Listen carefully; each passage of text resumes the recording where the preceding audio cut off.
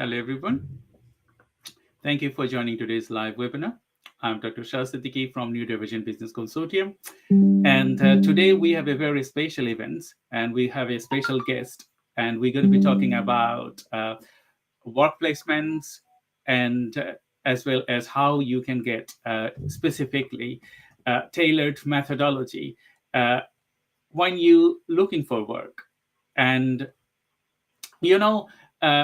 creating inclusive workplaces, workforces, and understanding the possibilities for business growth is crucial for anyone or any businesses. Because as a new division person myself, I specifically tailored methodology to hire people on my company, and as well as I know that people, they wanted to hire individuals to their workplace. It's just not like something that you are just hiring a person. It's just like you are hiring a person, understanding their specific need, niche, and all those things.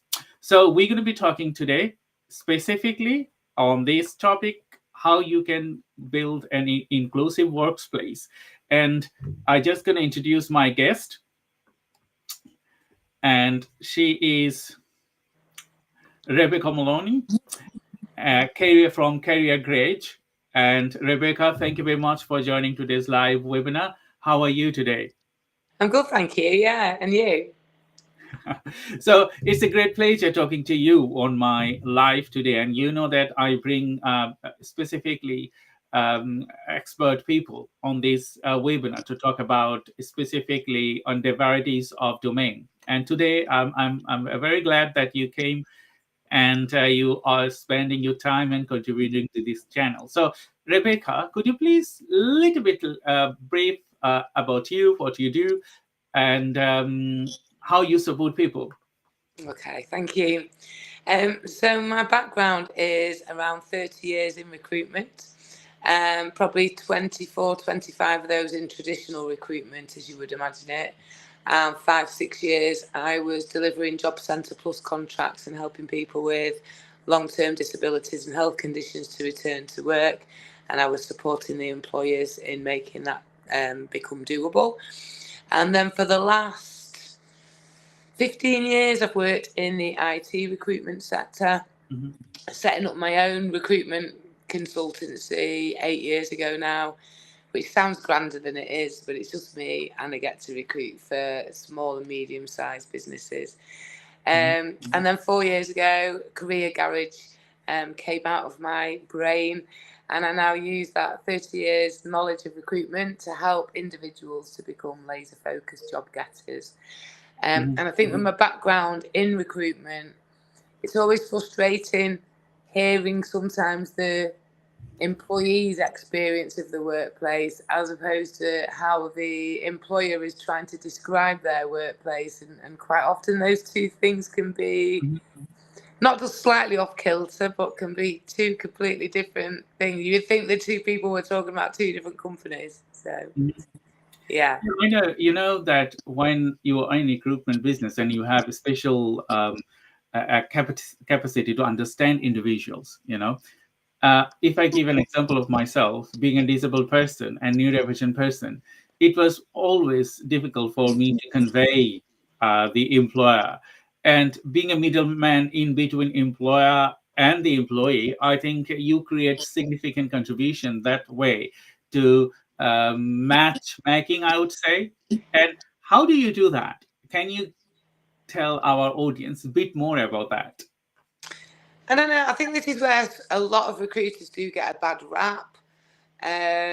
For me, I think in 30 years now, there's a lot to be said about your gut reaction, the way the candidate responds to you as a recruiter, how quick or slow they are to respond to WhatsApp requests or email requests, or to arrange a next call, or to get documents back to you. And there's all these little sort of points going to the scoring bit in my brain as to how keen is someone, or if they let me know up front that they might not be able to get information to me till the end of the day, and that's absolutely fine because I can then manage time. But if someone someone says they're going to do something immediately, and that immediately turns into 3 hours. That's probably not scoring them any brownie points. And there's just lots of little nuances and little clues in the way that people react. And yeah, I think in 30 years in recruitment, definitely listening to your gut, and also understanding your client. So for me, I've never been a big fan of recruiting for great big corporates, and just being one of the recruiters contributing to that process, and just throwing CVs into like a black hole portal. That doesn't interest me. I really love working with the employers, where I'm getting to understand the journey that the business is on, where the owner of the company sees the business going, where it needs to be, understanding the culture fit, the personality fit. And unless somebody needs a brain surgeon, where obviously being a brain surgeon is key, but unless someone does need a brain surgeon, then I do think there's an element of sometimes you can train people on a few skill sets. You can't untrain them from being an idiot. So sometimes personality and culture and team fit can sometimes, or should sometimes, outweigh a skill fit. That's a great explanation, Rebecca, because being in person, we know that sometimes we do have gaps. Every person, they will have some gaps, but when you combine them with specific training, and the employer, you are offering your services, or creating a candidate based on their requirements, you have to match them together. Either you need to know, like, okay, if someone is looking for a certain specification to hiring someone, or someone wants to add value, the person you are getting to match together. If it's do not match together, it's going to be hell for the employer and as well for employee. And sometimes both of the employee, they don't understand it. So you are on a good, I would say, on a position there. You can combine those together to make a matchmaking. And even my next question to you: sometimes maybe you deliver something together, but that didn't work. How do you manage them, and what is your steps? So in the recruitment process, if it doesn't work out, well, within your contractual paperwork anyway, it's key that client, that employer, gets in touch with the recruiter who's found them that person. Like, as soon as they feel that there's a problem, start communicating that immediately. And even actually put that down into bullet points, put it into an email, make it really formal of what the complaints are, but actually pick the phone up to the recruiter and again have that conversation. What is it that this person's doing that's not right, that's a bit weird, that's annoying the team? What are they whistling all day long? What's the thing that's really annoying or not working out? And is that something that can be addressed? So I become like the UN in the middle. So I'm kind of like Switzerland.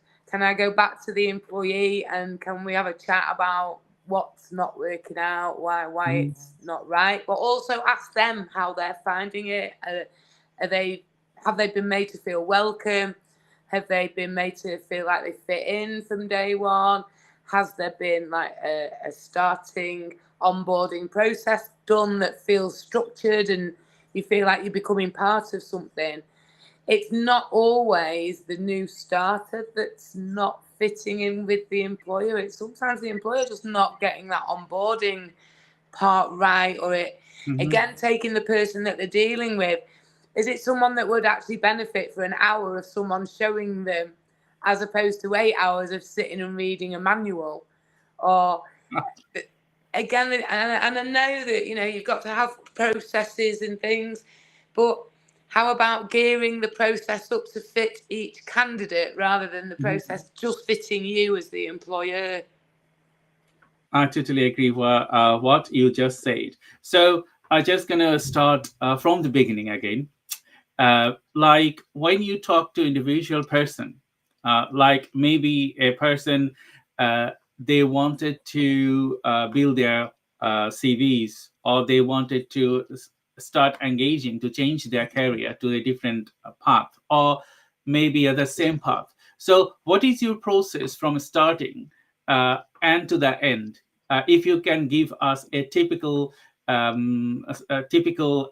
explanation. Okay, you have a candidate, and what do you do to start engaging them with workplace? Amazing. Yeah, love it.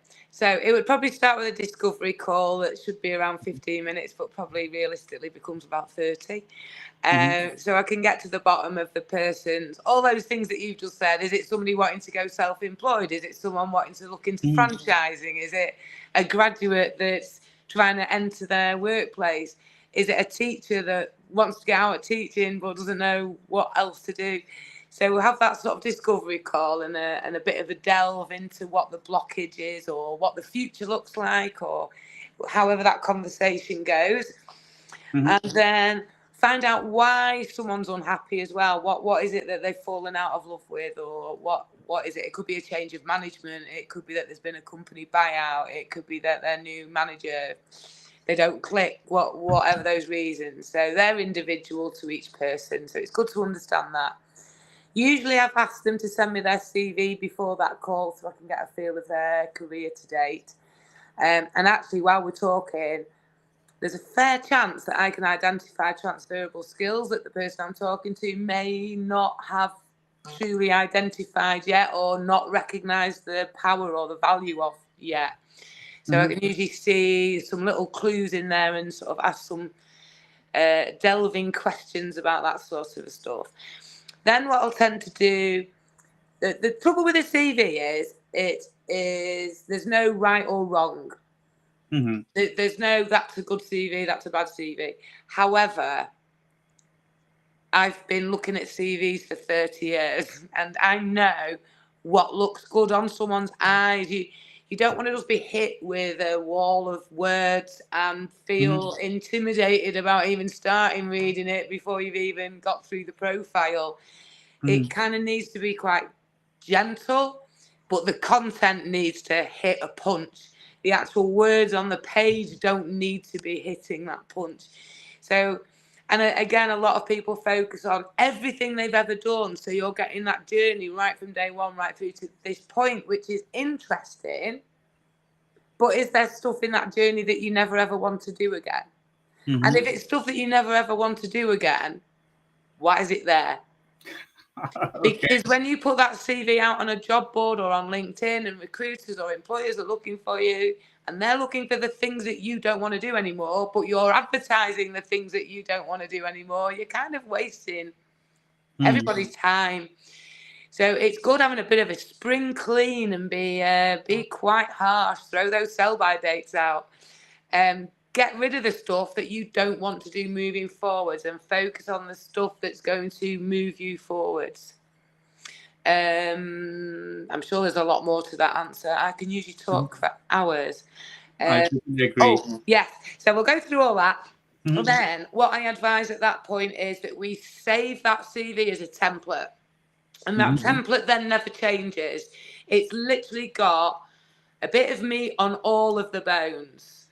It's covering the bulk. Then, when someone is actually applying for a job, they need to open that template CV, save it in a different name. So keep it as CV, name, this time, hyphen, the name of that company that this CV is going to be going for. And then on that CV, people need to be rearranging the bullet points or adding more weight on some of the information that's in that job spec, and removing other information out to make room for that additional information, not just keep adding. I totally agree with you. I think and someone's just tried to call me. So I would do the CV work for someone and return it to them, make sure they're happy. And what I tend to do is, if we're missing information, I'll change the ink to red and I'll ask questions throughout the CV. Did you mean this? Should that be that? And we'll go a bit back and forwards with the CV until we get it really nailed. Most people tend to be very happy on the first return, I have to say. And then we book in for an hour one-to-one on Zoom, so anyone could be anywhere in the world as long as they speak English, because I have very limited language skills. I only have the one. So we would then discuss the CV and the changes, because some people might say, oh, that CV looks a bit boring. I had my photo on it, and I had colours on it, and I had lines on it, and I had patterns on it, and now it's really boring. And I point out that in 9 out of 10 cases, it's being seen by a computer, and none of that stuff is relevant. Just filling your page up with stuff when we want to fill your page up with content. And then I will talk about the power of LinkedIn, how to access the hidden job market. There's not a chance anyone can ever know how many jobs are being advertised in how many businesses across the world at any one time. It's absolutely impossible. So what we want to do is target the companies we actually want to be speaking to and focusing on. So I kind of teach people to use LinkedIn a bit more like a recruiter. Recruiter mode needs to kick on. You don't be shy, and get your connections built up. And I will teach people how to network on a digital networking platform, which is what LinkedIn is. And you've got no barriers, you've got no postcode boundaries. If you want to work for a company in New York, you can absolutely go and find a company that's based in New York and start engaging with them and see what that chat might lead to. So I think for me, instead of people thinking they're proactively job searching because they're sitting on the job board pressing apply, which actually isn't proactive, it's reactive to those employers' requirements. I'm like, you need to get to grips with LinkedIn, you need to not be shy, you need to reach out. And then you're showing the soft skills of your personality as well. So your CV is all about your hard skills, but if you get the work right on LinkedIn, it's going to show you confidence, it's going to show you got great communication skills, it's going to show you tenacious, it's going to show you know what you want in life and that you're reaching out and trying to get it. It's going to show a passion in a subject, in a career, in a particular work environment, and who knows what comes back from those kind of conversations, but it's usually pretty positive. I totally get it. That's what I do. And then after the hour, I will stay in touch with the person. I'll be their sounding board, their support person. If they want me to check their application form before they press send, or if they want some input on the contents of a cover letter, or just whatever, we'll just stay in touch. It's a nice methodology that you have. So thank you very much, Rebecca, for discussing this to our viewers. And I think lots of viewers will find it very interesting. I have... have we frozen? Yes. Few more people have said thank you. So we have Andrea Porter saying... Are we not connected anymore? We are. Can you hear me? Can you hear me, Rebecca? Hello? We are connected. We are connected, Rebecca. Can you hear me? I think the internet line is a little bit dodgy here. So can you hear me, Rebecca? Hello? Yes. Can you hear me? I can hear you.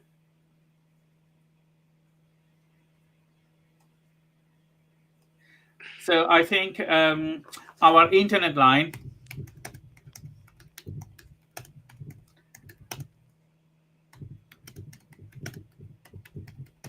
So I just sent you a message. So can you hear me?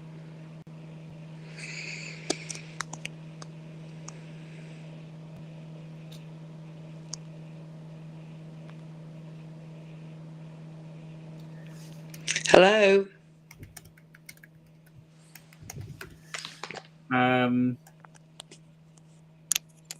I think you cannot hear me properly, Rebecca. Can you hear me now?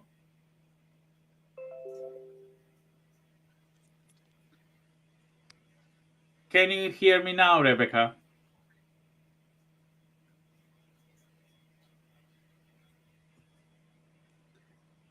Hello, Rebecca. Can you hear me?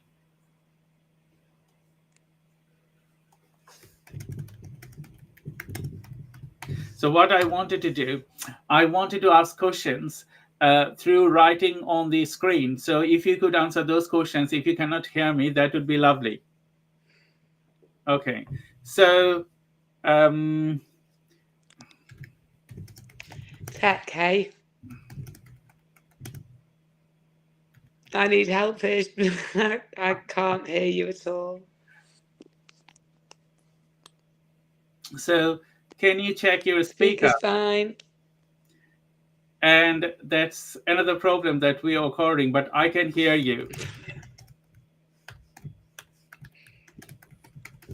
Let's do this conversation. I'm going to be writing you. Do you want to put your questions into the chat box and I'll respond if I can be seen and heard? I can at least then give the answers to your questions, but I just can't hear you at all. I'm so sorry.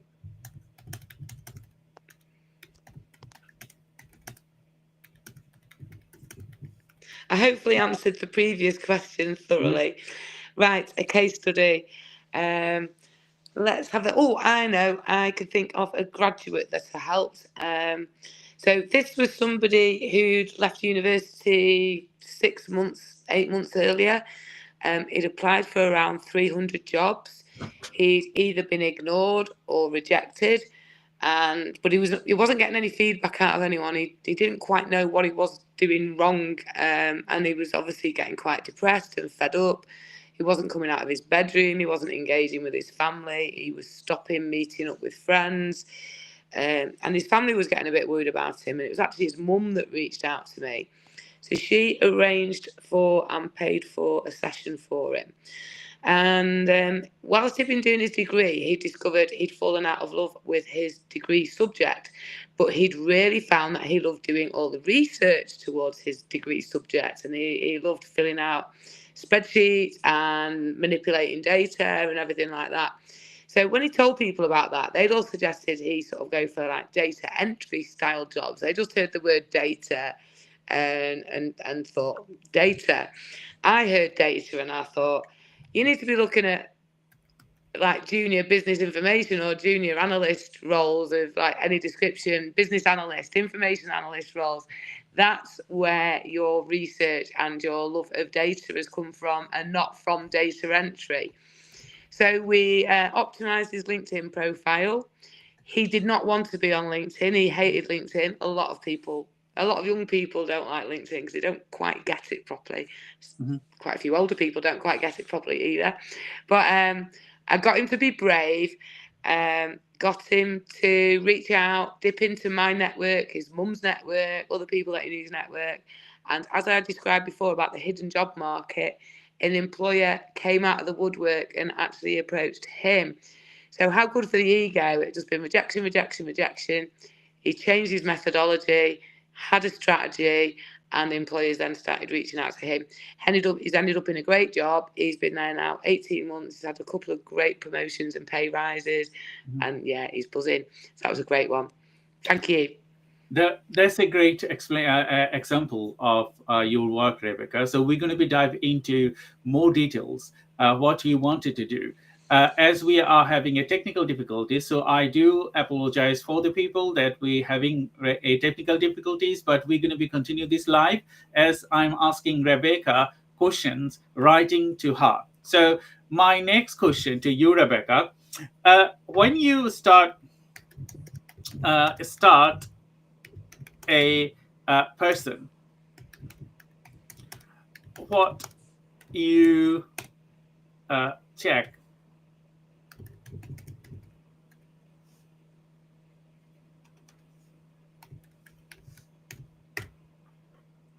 So my next question, when you start a person, what you check first?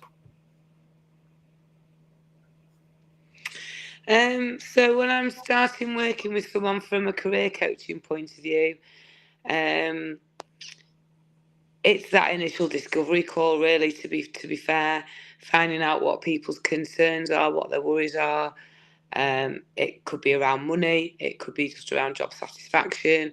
It's kind of finding out that those initial questions is the direction that the information I'm going to pass on is kind of going to come in. It's quite fluid, it's quite flexible.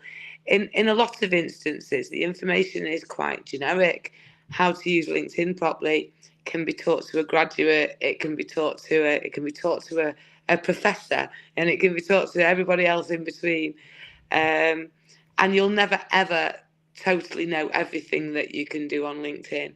And LinkedIn is an ongoing project. You can never say my LinkedIn is done. There's always another recommendation to request from someone. There's always a recommendation you could actually do for someone. There's always an article to read. There's always an article to write. LinkedIn is just a constant going throughout your life and your career life. And it's a great way of actually discovering industries that you've never heard of before. It's a great way of speaking to people that you would never meet in real life before. It's just such a massive opportunity for people. And I think the majority of people probably use it to about 5% of its capacity.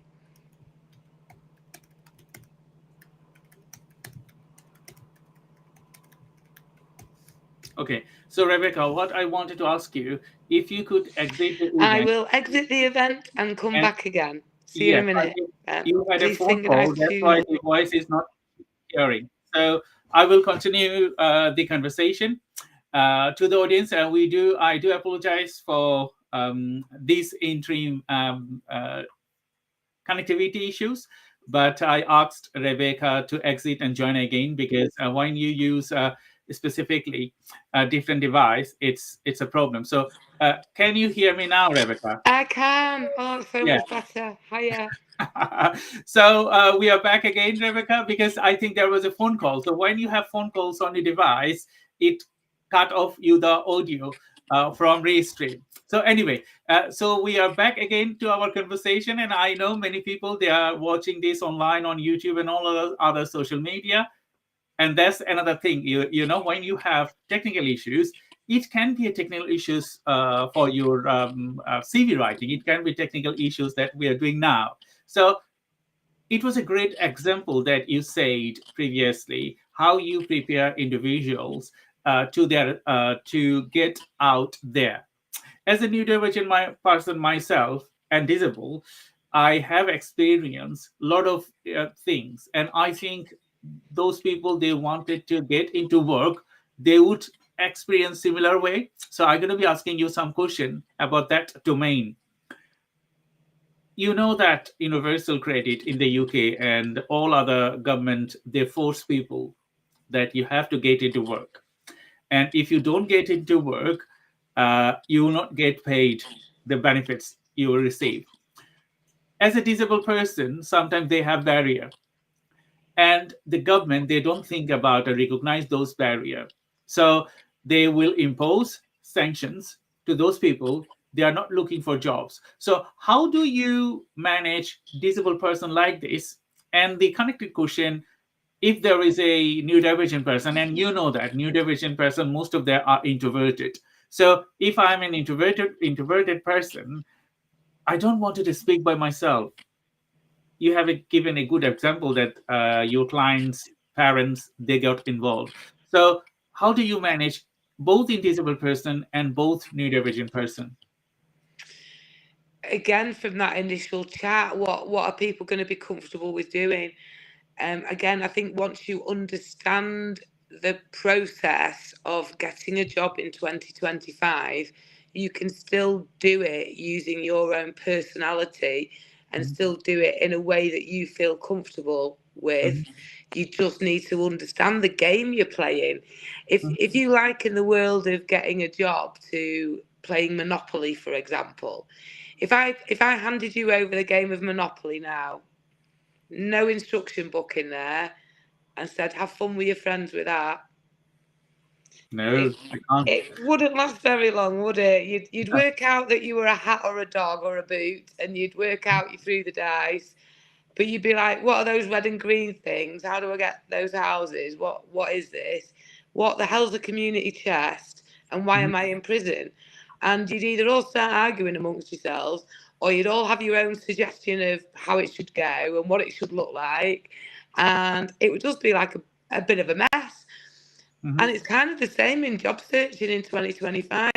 If you don't understand what AI is doing behind the scenes, if you don't understand that it's a computer looking at your CV or your application before a human being even knows you've even applied, if you haven't got the rule book, it's the equivalent of the arguing and what at the outcome, at the end of it, you still don't know why you don't know how to play that game.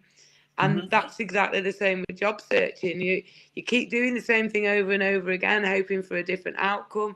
And we know the old saying on that one that's a sign of madness or something along those lines, isn't it? So we need to learn how to play the game differently because the game has changed, the rules have changed. I totally agree with you. You have raised a very important questions here, AI.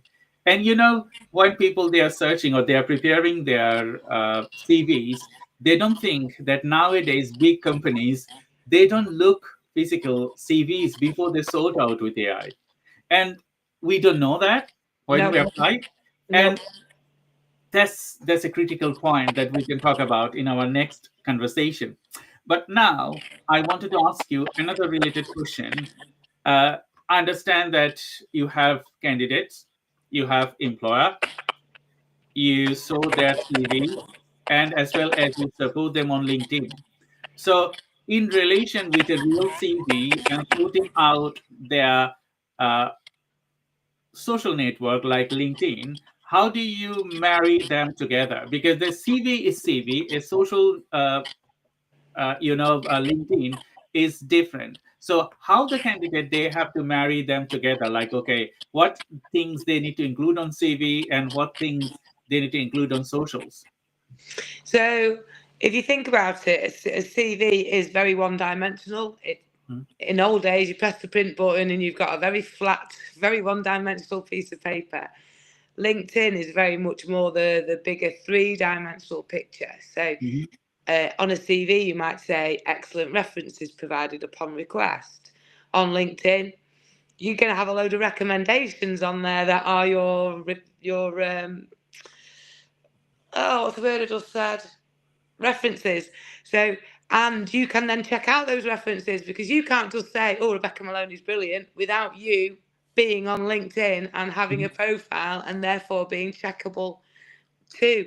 So actually LinkedIn's giving an additional bit of security to employers that you say who you are, whereas a CV could be anyone's CV as well. And again, do the match. So you can upload your CV onto LinkedIn, so that information is completely mutual and matching anyway. But then it's about how do you sell yourself? What's your USP? Why would somebody want to speak to you and not another 20 people that have got very similar experience to you? I think a lot of people restrict themselves with just a job title in their profile on LinkedIn. Project manager. What other people that are looking at their profile want to know is who do they help and how do they help? That's the key message to be getting out to the world. You can have any job title in the world, but if I don't really know what that job title is, it could be in French or any other language that I don't speak. So you need to be, if you can include something that says who you help and how you help, that's phenomenally powerful.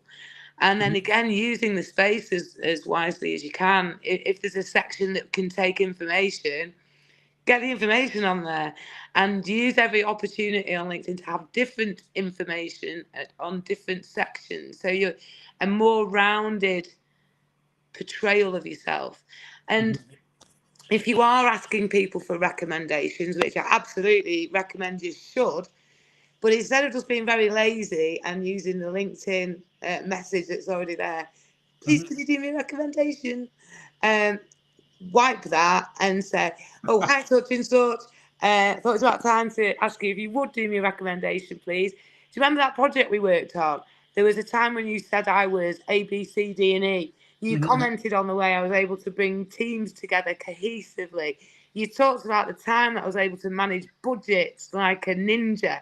You said direct the way you want that reference or that recommendation to be worded. and direct them different to different people, so that again we're building a picture of all your skills and strengths and why this person thought you were good at that and why that person thought you were good at something else, and just use LinkedIn. LinkedIn is evidence, CV is words. That's how I would differentiate the two. I totally agree with you, Rebecca. I have a few more things to add here. Suppose I'm an candidate, Yeah. or I'm going to hire someone, and you just mentioned that LinkedIn is three-dimensional and CV is one-dimensional. We know that very carefully, and we know that very well. So, as a employer myself, when I will check a CV, uh, we have AI engine to sort that CV out. So we're going to be having some keywords from the CV to sort this CV out. Like, okay, we're looking for these characteristics, we are looking for this expertise, we are looking for this kind of candidates, maybe in geography or maybe some other specification. So when we sort out, and that's the way all the businesses, they will sort out their CVs, specifically what the candidate they're looking for. So that's one thing. Another thing, as LinkedIn is three-dimensionals, and when you apply for individual jobs, you have to tailor your CV based on that job. Yeah, So absolutely. you just eliminate those things that doesn't require for that particular jobs. So when you write covering letter, when you see CVs, so if I'm a person, I wanted to apply for different type of jobs, and I have a LinkedIn profile, how do I characterize my LinkedIn to particularly to tailor my specific job methodology? Like, I'm applying maybe a job today with certain characteristics, I'm applying for a job tomorrow with another characteristics. So but my LinkedIn CV is my whole picture. So how it will work, because I'm going to be changing details on my CV, but I'm not changing my details on my LinkedIn. Well, you could change your well, again, LinkedIn, you've got two different routes. So, are Mhm. you currently in work and needing to keep your activity on LinkedIn secret? Mhm. Are you currently out of work and you're going to use LinkedIn as your advertising machine? So, there's two different starting points to that question. So, let's assume that you are currently in work and then looking for a new job, and you obviously don't want your current employer to get wind of that. So, excuse me one sec. I would advise linking in with people within the industry that you do want to be in, the people that you do want to be connecting with moving forwards. And I would absolutely look at identifying your transferable skills. What is it that makes you think that you are in a position to even get into the thing that it is that you want to do? So, have you been self-teaching, self-learning? Have you funded some courses behind the scenes that are not relevant to your current life, but you're working towards your future one? Because they can be added to your CV. Because when was the last time an existing employer ever went onto LinkedIn and actually looked at the CV that their member of staff might happen to have on their profile at some point? They don't. They really don't. So you can update your CV with new, different qualifications that you're going out there and getting. You can update LinkedIn with those new qualifications, but make sure you switch the back end settings off so you're not updating LinkedIn world. But if someone's looking for those things, you're going to be found for them. Mhm. But a great big announcement isn't being made. Rebecca Maloney has passed her cybersecurity qualification. Why should she take your cybersecurity qualification? She's a biology teacher. So you don't want to be giving those clues away. So you can set your back settings to be privacy on things that you update like that, but they can be there without you drawing attention to them. And then the other thing is working out why you'd be good at the thing you want to do, what Mhm. you'd be bringing through from your old life to your new life, and why you think that would be really, really beneficial. And then reach out to the decision makers within those companies and explain to them what you would love to do with your life, and can they offer you any advice or support or point you in the direction of. Or so I would use this. I think a lot of people know the phrase mansplaining. Mhm. that's when a man might slightly patronise a woman or whatever over a subject, thinking that they immediately know more about it than them. In job searching world, I would say actually actively go looking for the equivalent of mansplaining. Ask the questions that someone who's passionate about their business or their industry is going to want to tell you all about it. So ask questions and let people just spill their guts on the thing that you've asked them. I've just come across your company. I've seen you won an award last year for innovation or for staff wellbeing or whatever that award may be. That's exactly the kind of company that I would love to work for. I'm really interested in transferring into such and such a sector. I believe my experience in A, B, C, D, and E could have a synergy or maybe be a match. I'd love it if you could just take a bit of time out and just give me maybe a bit of career advice. There's a lot of specialists out there who will be giving you like War and Peace because you've just asked them to discuss their favourite subject and why they're not going to answer you. That's a great, brilliant answer, Rebecca. Thank you very much. So, everyone, thank you very much for joining today's live webinar. I'm Dr. 𝗘𝐃𝗲 𝗃𝗲 from 𝐃𝐫 Business Consortium, and we have Rebecca Bolmoy from the Career Garage, and we're going to be talking more about career as how you can prepare your CV to the next levels. And I think it will give you some good initiation if you wanted to start your career. And we're going to be covering some more in-depth discussion later on this program. And we have something on our chat. So someone just give me a second. If you wanted to ask us any question, feel free to ask us. And we have two comments on the chat. Is from Anoti Staley, and you said exciting. And we have Andrea Porter, and you said hi, Rebecca. So hello to you both. And if you wanted to ask us any question, feel free to ask us through the comment box, as we are live broadcasting it through our social channels from YouTube, Facebook, and other social media. Feel free to ask us questions. So your question will appear on our window, and we can ask a specific question if you have to Rebecca.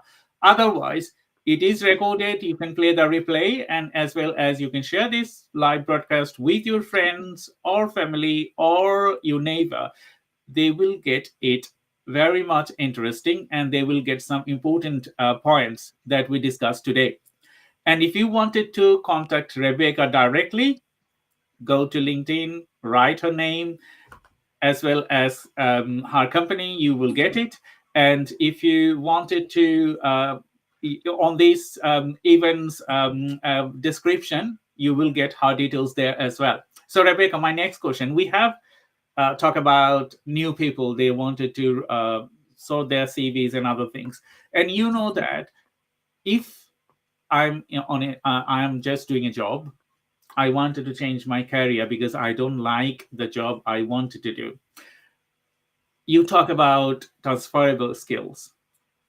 How do I prepare my CV? Like, okay, I have one job specification now, and I wanted to try other domains with my transferable skills. What are your suggestions based on that? That content would be perfect in a cover letter. Because that's when you're going to add. You don't want to just repeat your CV. They've got your CV. So the cover letter is about you, your personality, your passions, your drive, your motivation, your ambition, your wishes, your dreams, all of that stuff. That's when the personality of the person is going to come out rather than the skill set of the person that's come out on your CV. So it's in a cover letter that you would try and engage an open mind out of the person reading your CV and start to see what they can work with rather than focusing on the stuff that somebody hasn't actually got. And again, I think we mentioned earlier, you can't untrain an idiot. But if you've got someone really passionate and really focused and really clicking with you as a human being in the way you communicate with that person, that other person at the other end receiving that is going to want to help you. There's almost that like, oh, can we make is there a way of making this person fit? I really like the way that this person's actually putting themselves over and communicating and all of that. So you can win a lot of goodwill points out of a very well crafted, emotionally intelligent cover letter.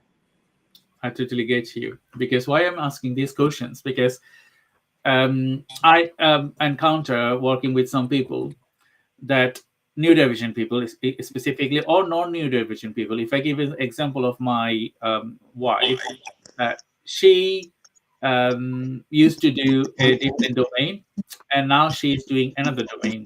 So she's using her transferable skills to get master on the other domain. So when she was selected on her previous experience, but selected in a way that yes, this person, she is changing her skill sets, but she will do very good because she had knowledge about that domain. So when they asked her specifically, if I give an example, she was working in fragrance, and then she moved to cosmetics. So Yeah. when you work with fragrance and you move to cosmetics, it's two different things. You have to have additional knowledge if you wanted to work and move to other domain. So how important it is for a company perspectives as well as individual perspectives, if you wanted to use your transferable skills to different domain, how important it is to know about the domain and then apply for job change. There's pros and cons to both. If in your own time you've chosen to gain some additional information and education in the industry you want to move into, you're not just saying you're interested, you're evidencing that you're interested. I could go on my CV and say, I'm a brain surgeon, I'm a this, I'm a that, I'm the other, but it is just words. Once somebody wants evidence, I'm going to be unable to provide that. So by actually doing training, going on courses, attending events, getting involved in industry events within the area that you want to get into, and again, networking, whether that be face-to-face, real life, or using LinkedIn or, you know, any other platforms out there. The wider your network, the more people you've got to ask questions from, and the more people you've got to learn information from. But again, depending on the level that you're at and the level of job you're going for, showing that you've got a solid employment background in anything shows you are employable and you know how to work as a team and you know how to behave in work. Identifying that you've now found a new passion in your life, that can happen to anyone at any point in life. And isn't it better to discover a passion now than to never discover one? So you've given yourself something that you want to challenge yourself into and to go for. And again, it's just that showing that interest, being at industry events, talking to people, asking questions, reaching out even to recruiters within that sector, asking their advice. Which companies take graduates on and do take people on at a more entry-level role that will help nurture and train and grow their teams internally? Those are the companies with the right attitude that are then going to probably nurture someone in the way that you're asking for that help, because it's exactly the same journey as a graduate getting into their first career as you switching yours and starting a new career. So finding a company with that right ethos to begin with, that they see the benefits in nurturing and empowering and educating their teams, they're the kind of companies that you want to be working for anyway. So let's track those down. That's a great explanation.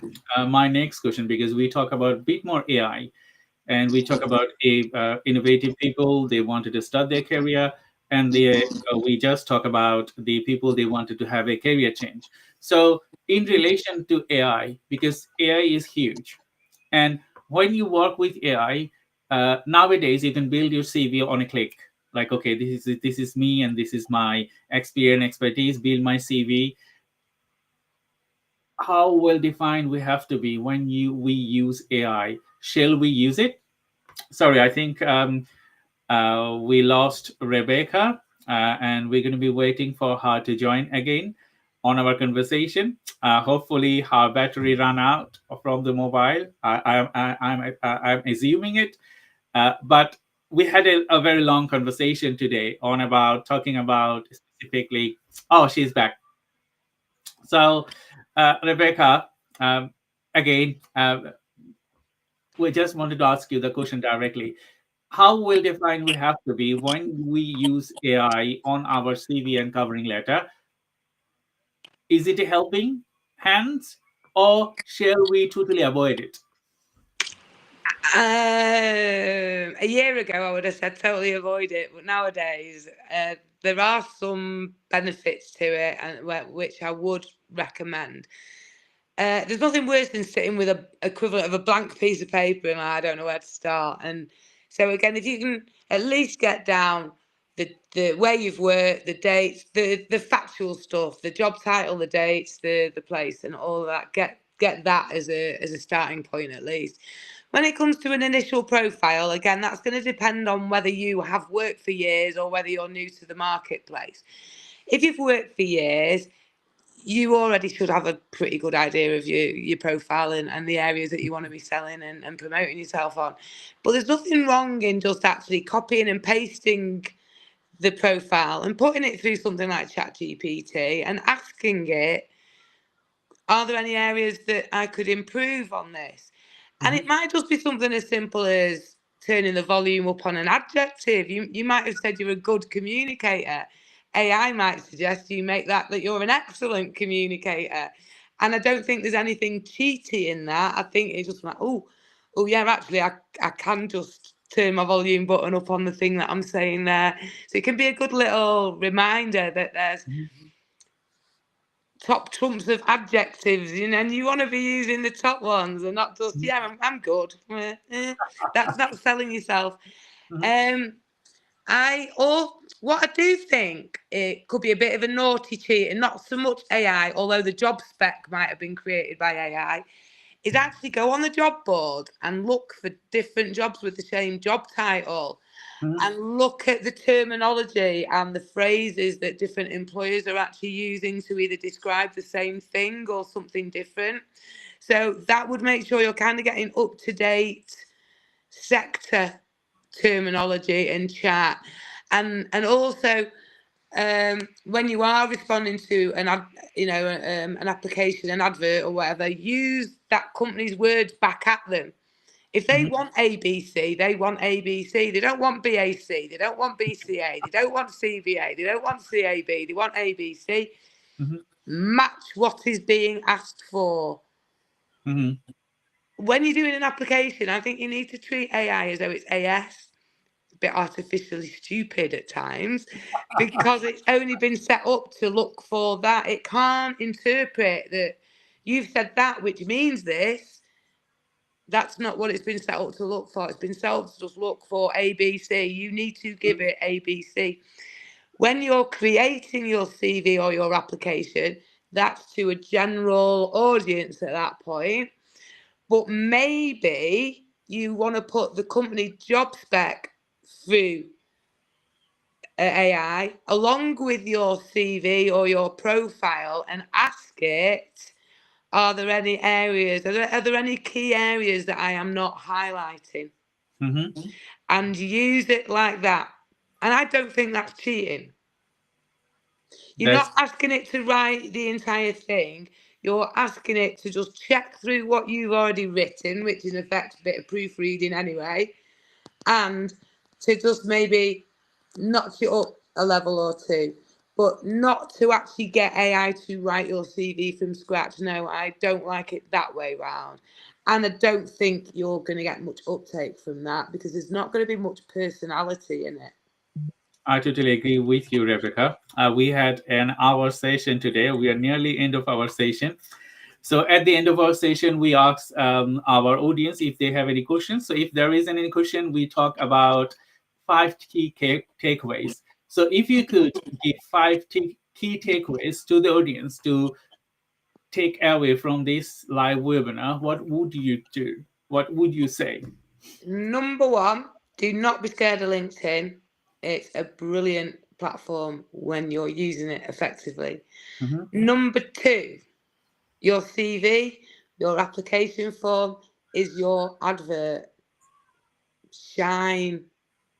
McDonald's doesn't tell you that you're at risk of getting putting on a bit of weight, or maybe having a cholesterol problem, or anything else. It's you're loving it. You'll love it. That CV or that application's got to come with that same positive message. Mm-hmm. We don't need negatives on either of those two documents. It's your advert. Mm. Number 3, don't be shy. The people on LinkedIn are not in witness protection. Once you have connected with them, you've got an email address. You may even have a phone number. Use them. Is that 4?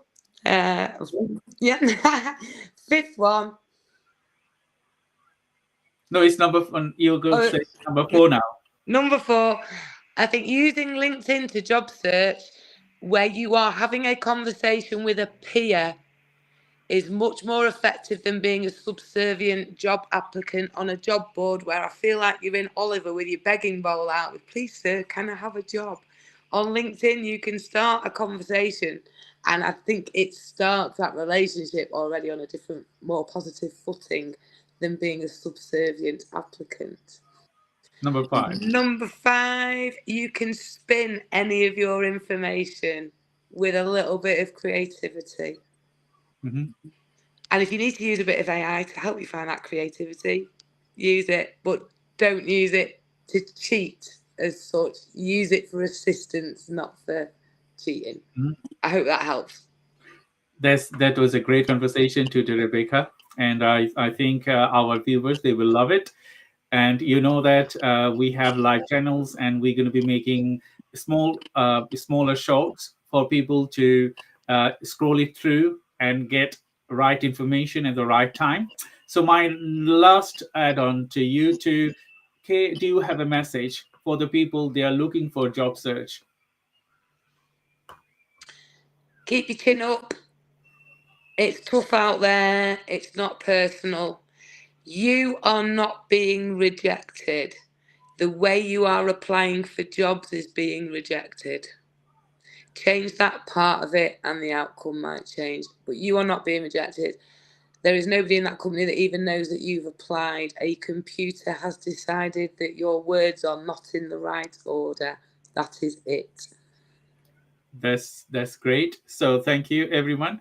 We are just nearly end of our session. We're going to be end this session in a few seconds, I think. So thank you, everyone, for joining today's live webinar. And I especially thank you, Rebecca, for her experience and talk about CV and all other things. So if you wanted to like, share this episode, please feel free to go to our social network and as well as YouTube. Your one like and one subscriptions will give us a boost, because we want you to subscribe to these channels, and as well as talk to Rebecca and talk. If you are not in the UK, it doesn't matter. You can talk to her from anywhere in the world, because technology made it possible for us to work globally. So talk about it. Think about your CV. Think about your next change. Think, how do you want it to engage CV writing or covering letter? Get some good thought from experts like Rebecca and others, and get it there. You will be succeeded. Doesn't matter if you're disabled, if you are neurodivergent, or if you are a neurotypical person. It doesn't matter. It matters. You will start and you will get a result. So Rebecca, thank you very much for your time today. Oh, thank you for the opportunity, and I hope I've helped. Even if I've just helped one person with one little piece of information, that's amazing. It will definitely. So thank you, everyone, and bye-bye. I will welcome you with my next live. Please support our channel and subscribe to our YouTube and all other social media. Thank you, and bye-bye. Bye-bye.